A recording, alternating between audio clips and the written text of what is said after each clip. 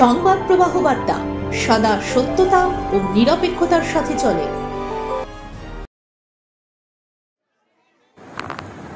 অমূল শ্রদ্ধার্ঘ্য ও ভক্তি সম্ভারের সহিত বাবা তারকনাথের উদ্দেশ্যে ভক্তের মিছিল চলল হুগলি জেলার তারকেশ্বরে।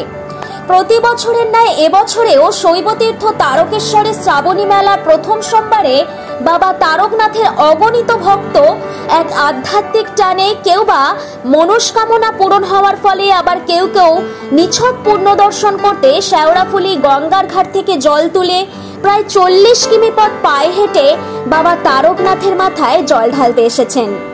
বিহার, ঝাড়খণ্ড, ওড়িশা নির্বিশেষে বাংলার সকল স্থান থেকে পুণ্যার্থী ও ভক্তরা প্রায় প্রতি বছরই এসে থাকেন এই বিশেষ দিনটিতে। বাংলার সংস্কৃতির একটি গুরুত্বপূর্ণ অংশ হলো এই শ্রাবণী মেলা। শিবের জলাভিষেক হয় তারকেশ্বরে, তাই শেওড়াফুলি থেকে অসংখ্য পুণ্যার্থী শিবের জলাভিষেকের জন্য গঙ্গার জল তারকেশ্বরে নিয়ে যান।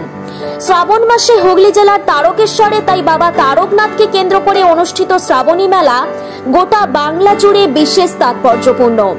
সঘন বর্ষণকাল অর্থাৎ শ্রাবণ মাসে নাকি বাবার মাথায় জল ঢালার মাস।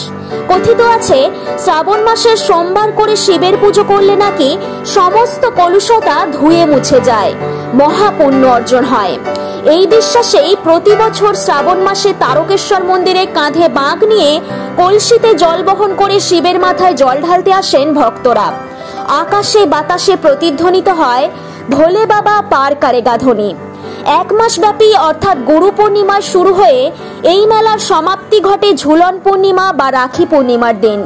আর এইবারও ব্যতিক্রম হয়নি। শ্রাবণী মেলার প্রথম সোমবারেই ত্রিকালদর্শী ভগবান শিবের পায়ে ভক্তির ডালি সঁপে দিলেন বাংলার মানুষ।